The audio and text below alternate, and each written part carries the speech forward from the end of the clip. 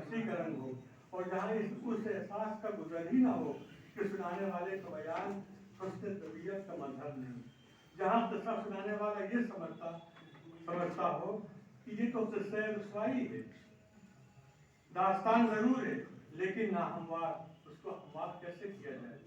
जिंदगी तो किस्सा की नजर में रायगा है, तो किसको और क्यों सुनाया जाए। पहले ही तलब पर एतराफ कि हम कहाँ के दाना, किस हुनर में यकता। जिंदगी अगर उलझे फिक्रों टेढ़ी सतरों का अक्स, तो खामा पर निराशा ही नुमाया होगा। जिंदगी क्या जाने वालों की यादों, भूले बिसरे किस्सों और हर दम रवा दवा दुनिया की बदलती रहती तस्वीरों को कोई बयान भी कर सकता है, या फिर जिंदगी का सफर सिर्फ इतना याद दिलाता है कि उम्र का हासिल क्या इन तीन बातों के अलावा कुछ और भी है कि पहले कच्चा था, फिर पक्का हुआ और आखिर में बुझ गया। खाम बदम पुख्ता शुदम सोख्ता। बहुत कम आप बीती सुनाने वालों ने एतराफ़ किया होगा कि पुख्ता शुदम का ज़माना कब आया और क्यों कर आया भी कि नहीं। ये एहसास भी क्या कुछ कह जाता है कि दुनियावी जिंदगी एक सफर से ज्यादा अहमियत नहीं रखती, उम्र की तरह रायगा हो या किसी अल्लाह वाले की जिंदगी की तरह कामरा हो। हुक्म हर एक को यही मिला कि कुन फिर दुनिया कारन का गरीब। उमूमन आप बीतियों में नसब के बयान का एहतमाम होता है। कभी कभी तो लगता है कि मुअज़्ज़ज़ और साहिब नसब लोगों ही को आप बीती सुनाने का हक है। हमारे मौलाना नदवी ने भी आप बीती की इब्तिदा इसी से की, मगर किस तरह चौंका दिया कि मेरा नसबनामा क्या है, मेरे आबा और अजदाद क्या थे। इसका बयान ना तो काबिल फख्र है और ना मुजीब बख्शाइश। लेकिन आदमी तो आदमी ही है, जानवरों के बारे में भी उसकी नस्ल का रिकॉर्ड रखा जाता है।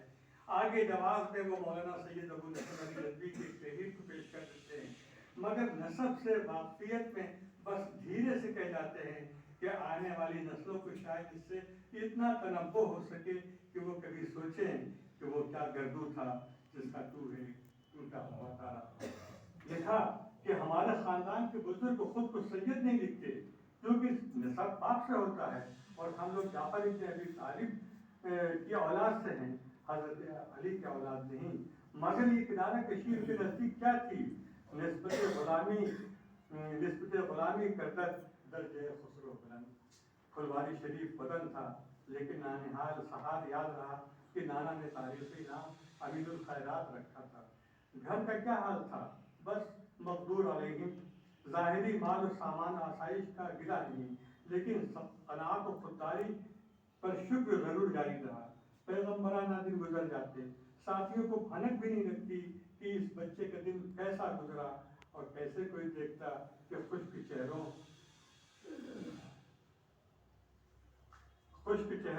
और सूखी आंखों के पर्दे में झांक कर इक़्तिसादी हालत का अंदाजा लगाया जाए। अब ये कहकर ये जुमला लिखना क्या हर किसी के बस की बात है। ये भी अल्लाह ताला का अजीम एहसान था, फ़ख्र था, इखलास था, लेकिन अब्दुल्ला के वालिद अब्बास की आलिमाना शान हर जगह कायम रही।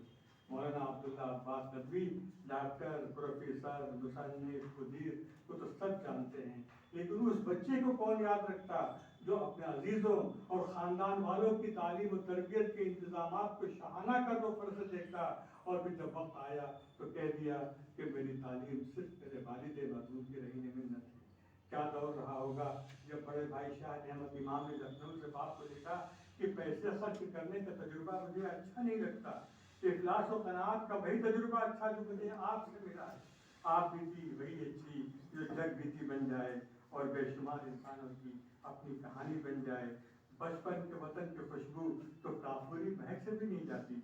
मौलाना ने बचपन की खुलवारी की जो तस्वीर की थी, उसमें खुदा जाने यादों के कितने रंग और कितनी आड़ी तिरछी लकीरें जिंदगी के हाथ की लकीरों की तरह कभी न मिटने वाली बन गई।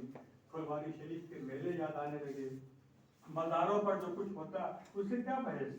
लिख दिया कि जायज़ और नाजायज़ मुस्तहब मकरूह सब अपनी जगह।